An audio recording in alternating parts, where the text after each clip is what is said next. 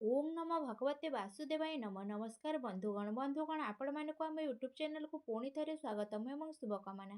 Friends, ଆଜିର ଏ ଭିଡ଼ିଓରେ ମୁଁ ଆପଣମାନଙ୍କୁ କହିବାକୁ ଯାଉଛି କି ଆଗାମୀ ଏହି 2 ଦିନ ଅର୍ଥାତ୍ ଫେବୃଆରୀ ମାସର 11 ଏବଂ 12 ତାରିଖର ଦିନ ଆପଣମାନଙ୍କ ପାଇଁକିନା କିପରି ଭାବରେ ସାବ୍ୟସ୍ତ ହେବ, ଆପଣମାନେ ଏ ଦିନକୁ କିପରି ଭାବରେ ପ୍ଲାନିଂ କରିବେ ଏବଂ କିପରି ଭାବରେ ଆପଣମାନଙ୍କର ଏ ଦିନମାନଙ୍କର ଫାଇଦା ମଧ୍ୟ ହେବ।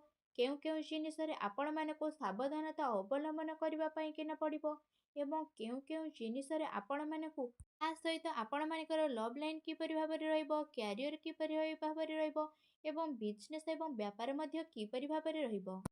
ଇନଫର୍ମେସନ୍ ମଧ୍ୟ ଆପଣମାନଙ୍କୁ ମୁଁ ଦେବି। ଆଉ ଆପଣମାନଙ୍କ ସ୍ୱାସ୍ଥ୍ୟ ମଧ୍ୟ କିପରି ଭାବରେ ରହିବ ଏବଂ ଏ ଭିଡ଼ିଓ ଶେଷରେ ମୁଁ ଆପଣମାନଙ୍କୁ କିଛି ଉପାୟ ବିଷୟରେ ମଧ୍ୟ କହିବି, ଯାହାଫଳରେ ଆପଣମାନେ ଏ 2 ଦିନକୁ ଆହୁରି ଅଧିକ ଶୁଭ ଏବଂ ମଙ୍ଗଳଦାୟକ ମଧ୍ୟ ସାବ୍ୟସ୍ତ କରିପାରିବେ। ତା ପୂର୍ବରୁ ଆପଣମାନଙ୍କୁ ସବୁଥର ପରି କହି ରଖିବି କି ଯେ ଆପଣମାନେ ଯଦି ଏ ଚ୍ୟାନେଲରେ ନୂଆ କରି ଆସିଛନ୍ତି ତେବେ ଏବେ ହିଁ ଯାଇକି ସବସ୍କ୍ରାଇବ୍ କରନ୍ତୁ ଏବଂ ପାଖରେ ଆସୁଥିବା ବେଲ୍ ଆଇକନକୁ ମଧ୍ୟ କ୍ଲିକ୍ କରି ରଖନ୍ତୁ, ଯାହାଫଳରେ ସମୟ ସମୟରେ ସହିତ ଆସୁଥିବା ସମସ୍ତ ଭିଡ଼ିଓର ନୋଟିଫିକେସନ୍ ଆପଣମାନଙ୍କୁ ହିଁ ସର୍ବପ୍ରଥମେ ମିଳିଯିବ। ଆସନ୍ତୁ ଏବେ ଜାଣିବା ଆପଣମାନଙ୍କ ପାଇଁକିନା ଏହି 2 ଦିନ ଅର୍ଥାତ୍ 11 ଏବଂ 12 ତାରିଖର ଦିନରେ ଆପଣମାନଙ୍କ ପାଇଁକିନା କ'ଣ ପଜିଟିଭ୍ ହେବା ପାଇଁକିନା ସତରେ କ'ଣ ଯାଉଅଛି। ଯଦି ଆପଣମାନଙ୍କୁ ବିଶେଷ ଭାବରେ ମୁଁ କହିବି କି ଯଦି ଆପଣମାନେ କୌଣସି ଜାଗାରେ ବ୍ୟବସାୟ କରୁଛନ୍ତି କିମ୍ବା କେଉଁଠି ଚାକିରି ମଧ୍ୟ କରୁଛନ୍ତି, ତ ନିବେଶର ଆପଣମାନଙ୍କୁ ଭଲ ଅବସର ମଧ୍ୟ ପ୍ରାପ୍ତ ହେବ। ତାହା ଆପଣମାନଙ୍କର ଆର୍ଥିକ ସ୍ଥିତି ପାଇଁ ବହୁତ ଭଲ ନିର୍ଣ୍ଣୟ ନେଇକିନା ଆସୁଛି, ଯାହା ଆପଣମାନଙ୍କ ପାଇଁକିନା ଆର୍ଥିକ ଲାଭ ମିଳିବାର ବହୁତ ସମ୍ଭାବନା ମଧ୍ୟ ରହିଛି। ଆପଣମାନଙ୍କର ଭାଗ୍ୟ ଆପଣମାନଙ୍କୁ ବହୁତ ଭଲ ସାଥ ମଧ୍ୟ ଦେବ ଏବଂ କାମ କାର୍ଯ୍ୟରେ ଆପଣମାନଙ୍କୁ ବହୁତ ଭଲ ସଫଳତା ମଧ୍ୟ ପ୍ରାପ୍ତ ହୋଇଯିବ। ତା ସହିତ ଚଳ ଅଚଳ ଦୃଷ୍ଟିରୁ ନିବେଶ କରିବା ଆପଣମାନଙ୍କ ପାଇଁକିନା ଏ ଦିନରେ ବହୁତ ଭଲ ସ୍ଥିତି ମଧ୍ୟ ରହିବ। ସେଥିପାଇଁକିନା ଆପଣମାନେ ପରିସ୍ଥିତିକୁ ଦେଖିକିନା ସମୟର ନିବେଶ ମଧ୍ୟ କରନ୍ତୁ, ଯାହାଫଳରେ ଆପଣମାନଙ୍କୁ ବହୁତ ଭଲ ସଫଳତା ମଧ୍ୟ ପ୍ରାପ୍ତ ହେବ। ଯାହାଫଳରେ ଆପଣମାନଙ୍କର ଆର୍ଥିକ ସ୍ଥିତି କାଫି ମଜବୁତ ମଧ୍ୟ ହୋଇଯିବ। ତା ସହିତ ଅପ୍ରତ୍ୟାଶିତ ଆୟ, ସାୟଦ କୌଣସି ବିରାସତ ଆପଣମାନଙ୍କର ଅପେକ୍ଷାରେ ମଧ୍ୟ ରହିଛି। ଆୟର ଆପଣମାନେ ବହୁତ ଭଲ ଭାବରେ ପ୍ରୟୋଗ ମଧ୍ୟ କରନ୍ତୁ। ଏମିତି କୌଣସି ଯାତ୍ରା ଏମିତି ଗତିବିଧିରେ କରନ୍ତୁ ଯାହା ଆପଣମାନଙ୍କୁ ବହୁତ ଭଲ ସ୍ପଷ୍ଟ ଭାବରେ ପ୍ରଦାନ ମଧ୍ୟ କରିବ। ତା ସହିତ ଆପଣମାନେ ଏମିତି କିଛି କଥା କାହାକୁ ବି କୁହନ୍ତୁ ନାହିଁ ଯାହା ସାମ୍ନାବାଲାକୁ ବହୁତ କଷ୍ଟ ପ୍ରଦାନ ମଧ୍ୟ କରିବ। ଆଉ ଆପଣମାନେ ନିଜର ଆଖପାଖ ଲୋକମାନଙ୍କ ସହିତ ମିଶନ୍ତୁ ଆଉ ବରିଷ୍ଠ ଲୋକମାନଙ୍କୁ ପ୍ରଭାବିତ କରିବା ପାଇଁକିନା ଶବ୍ଦର ନିପୁଣତା ମଧ୍ୟ କରନ୍ତୁ।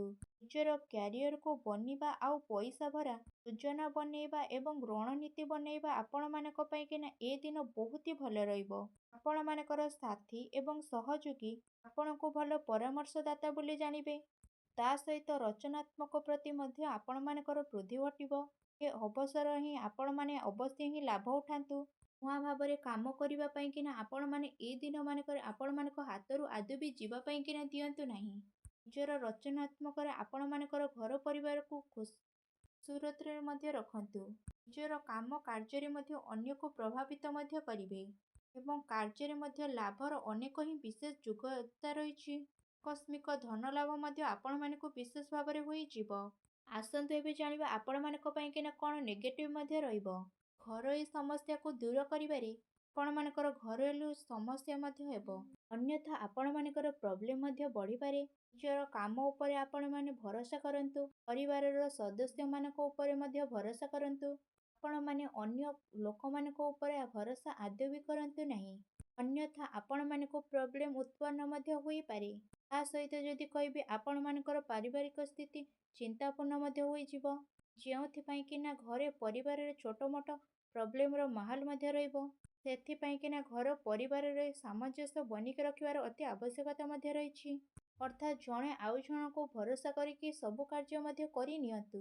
ନିଜର ଦାୟିତ୍ୱକୁ ପୂର୍ଣ୍ଣ ଭାବରେ ଚେଷ୍ଟା କରି ପୂରଣ ମଧ୍ୟ କରିନିଅନ୍ତୁ। ମାତା ପିତାଙ୍କ ସହିତ ସମ୍ପର୍କ ମଧୁର କରିକି ଚେଷ୍ଟା କରନ୍ତୁ। ଆପଣମାନେ ଏମିତି ଲୋକମାନଙ୍କ ପାଖକୁ ଯାଆନ୍ତୁ ଯାହାର ଜରୁରତ ଅଧିକତାରୁ ଅଧିକ ରହିଛି। ଏମିତିରେ ଭାଇ ଭଉଣୀ ମାତା ପିତା ଏବଂ ପଡ଼ୋଶୀ ସେମାନଙ୍କୁ ଶାନ୍ତି ପ୍ରଦାନ ମଧ୍ୟ କରନ୍ତୁ। ଏ ସମୟରେ ସାଂସ୍କାରିକ ଏବଂ ବ୍ୟବହାରିକ କ୍ଷେତ୍ରରେ ଧ୍ୟାନ କେନ୍ଦ୍ରିତ କରିବାର ନୁହେଁ, ବରଂ ନିଜର ଦୃଷ୍ଟିକୋଣକୁ ବଦଳାଇବା ଏବଂ ନୂଆ ବିଚାରକୁ ଭାବନା ଦେବାର ଆପଣମାନଙ୍କ ପାଇଁକିନା ସ୍ଥିତି ଆସିଛି, ଯାହା ଫଳରେ ଲୋକମାନେ ଆପଣମାନଙ୍କ ଦ୍ୱାରା ପ୍ରଭାବିତ ମଧ୍ୟ ହେବେ ଆଉ ଆପଣମାନଙ୍କର ସମୟ ମଧ୍ୟ ବ୍ୟତୀତ ହେବ। ଆପଣମାନେ ସେ ସବୁ କାର୍ଯ୍ୟ କରନ୍ତୁ ଯାହା ଆପଣମାନଙ୍କ ମନକୁ ମଧ୍ୟ ହେଉଛି, ଯାହା ଆପଣମାନଙ୍କ ମନ କହୁଛି, ଯାହା ଫଳରେ ଆପଣମାନଙ୍କୁ ହିଁ ଜରୁର ସଫଳତା ପ୍ରାପ୍ତ ହିଁ ହେବ। ପ୍ରତିଟି ସ୍ଥିତି ଆପଣମାନଙ୍କ ପାଇଁକିନା ବହୁତ ହି ଭଲ ରହିବ। ଆପଣମାନଙ୍କୁ ଭାଗ୍ୟର ଭରପୁର ସାଥ ମଧ୍ୟ ମିଳିବ। ଏହା ସହିତ ଯଦି କହିବି କାର୍ଯ୍ୟର ଅଧିକତା କାରଣରୁ ଜରୁରୀକାଳୀନ ସମୟ ସହିତ ଆପଣମାନେ ସବୁ କାର୍ଯ୍ୟକୁ ପୂରା ମଧ୍ୟ କରିବେ। ସେଥିପାଇଁକିନା କ୍ରୋଧର ଅଧିକତା ମଧ୍ୟ ରହିବ। ସେଥିପାଇଁକିନା ନକାରାତ୍ମକ ବିଚାରଠାରୁ ଆପଣମାନେ ଦୂରେଇ ରୁହନ୍ତୁ ଏବଂ ଅଧିକାରୀଙ୍କ ଠାରୁ ବାଦ ବିବାଦ କରିବା ଠାରୁ ମଧ୍ୟ ଦୂରେଇ ରୁହନ୍ତୁ। ଏହା ଆପଣମାନଙ୍କ ପାଇଁକିନା ବହୁତ ହି ଭଲ ରହିବ। ଆସନ୍ତୁ ଏବେ ଜାଣିବା ଆପଣମାନଙ୍କର ଏ ଦିନମାନଙ୍କରେ ଲଭ୍ ଲାଇନ୍ ସ୍ଥିତି ମଧ୍ୟ କିପରି ଭାବରେ ରହିବ। ଯଦି କହିବି କି ଆପଣମାନଙ୍କୁ ପ୍ରେମ ଜୀବନରେ ସମ୍ଭାଳିକି ଚାଲିବାର ଅତି ଆବଶ୍ୟକତା ମଧ୍ୟ ରହିଛି। ଏହା ସହିତ ଏ ଦିନମାନଙ୍କରେ ଛୋଟ କଥା ଆପଣମାନଙ୍କର ବଡ଼ ମଧ୍ୟ ହୋଇପାରେ, ଯାହାର ପ୍ରଭାବ ଆପଣମାନଙ୍କର ପ୍ରେମ ଜୀବନରେ ନକାରାତ୍ମକରେ ମଧ୍ୟ ପଡ଼ିବ। ଆପଣମାନଙ୍କର ପ୍ରେମ ପାଇବା ପାଇଁକିନା ଲୋକମାନେ ଆପଣମାନଙ୍କ ଉପରେ ଆଶା ଆକାଂକ୍ଷା କରିକିନା ରହିବେ। ଆପଣମାନଙ୍କ ଜୀବନରେ ଯାହା କିଛି ବି ପ୍ରୋବ୍ଲେମ୍ ଆସିବ, ଯାହା ଆପଣମାନେ ଆଗକୁ ଯାଇକି ଫେସ୍ ହିଁ କରିବେ। ତା ସହିତ ଯଦି ମୁଁ କହିବି ଆପଣମାନଙ୍କ ପ୍ରେମ ଜୀବନ ପାଇଁ ଏ ଦିନ ବହୁତ ହି ଭଲ ରହିବ। ତା ସହିତ ଆପଣମାନଙ୍କୁ ଯେଉଁ ଦିନର ଅପେକ୍ଷା ଥିଲା, ସେ ଦିନ ଆପଣମାନଙ୍କର ଏବେ ହିଁ ଆସି ସାରିଛି। ଆସନ୍ତୁ ଏବେ ଜାଣିବା ଆପଣମାନଙ୍କର ଏ ଦିନମାନଙ୍କରେ ବ୍ୟବସାୟିକ କ୍ୟାରିୟର ମଧ୍ୟ କିପରି ଭାବରେ ରହିବ। ବ୍ୟବସାୟିକ ଗତିବିଧିରେ ଆପଣମାନଙ୍କର ସଫଳତା ମିଳିବ। କାରବାରରେ ଧନ ଲାଭର ସ୍ଥିତି ମଧ୍ୟ ବହୁତ ହି ଭଲ ରହିଛି ଏବଂ ପ୍ରପର୍ଟି ସେୟାର ବଜାରରେ ନିବେଶ କରିବା ଆପଣମାନଙ୍କ ପାଇଁକିନା ଲାଭଦାୟକ ହେବ ଏବଂ ଅନାବଶ୍ୟକ ଖର୍ଚ୍ଚର ଅଧିକତା ମଧ୍ୟ ରହିବ, ଯାହାର କଣ୍ଟ୍ରୋଲ ମଧ୍ୟ ଆପଣମାନଙ୍କୁ ହିଁ କରିବା ପାଇଁକିନା ପଡ଼ିବ। ଏହା ସହିତ ଚାକିରି କରୁଥିବା ଜାତକମାନଙ୍କ ପାଇଁକିନା ବହୁତ ହି ଭଲ ରହିବ। ବିଦ୍ୟାର୍ଥୀମାନଙ୍କ ପାଇଁକିନା ଦିନ ମିଲାଜୁଲା ହୋଇକିନା ମଧ୍ୟ ରହିବ। ବ୍ୟାପାର ସମ୍ବନ୍ଧିତ କ୍ଷେତ୍ରରେ କୌଣସି ଯାତ୍ରାକୁ ଯିବାକୁ ମଧ୍ୟ ପଡ଼ିପାରେ ଏବଂ ଆପଣମାନଙ୍କୁ କୌଣସି ଖୁସି ଖବର ମଧ୍ୟ ଏ ଦିନମାନଙ୍କରେ ପ୍ରାପ୍ତ ହୋଇପାରେ। ଏହା ସହିତ ଯେଉଁମାନେ ସରକାରୀ କ୍ଷେତ୍ରରେ ଚାକିରି କରୁଛନ୍ତି ସେମାନଙ୍କୁ କୌଣସି ନୂଆ ଘର ମଧ୍ୟ ପ୍ରାପ୍ତ ହେବ।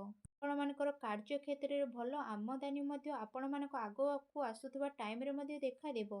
ସମୟ ଆପଣମାନଙ୍କ କ୍ୟାରିୟର ପାଇଁକିନା ବହୁତ ହି କାଫି ଅନୁକୂଳ ଭାବରେ ରହିବ। ଆପଣମାନଙ୍କର ସରକାରୀ କ୍ଷେତ୍ରରେ କାଫି ଫାଇଦାମାନ ମଧ୍ୟ ହେବ ଆଉ ବେରୋଜଗାରଙ୍କୁ ନୂଆ ରୋଜଗାର ମଧ୍ୟ ପ୍ରାପ୍ତ ହୋଇଯିବ। ଆସନ୍ତୁ ଏବେ ଜାଣିବା ଆପଣମାନଙ୍କର ଏ ଦିନମାନଙ୍କରେ ସ୍ୱାସ୍ଥ୍ୟ ମଧ୍ୟ କିପରି ଭାବରେ ରହିବ।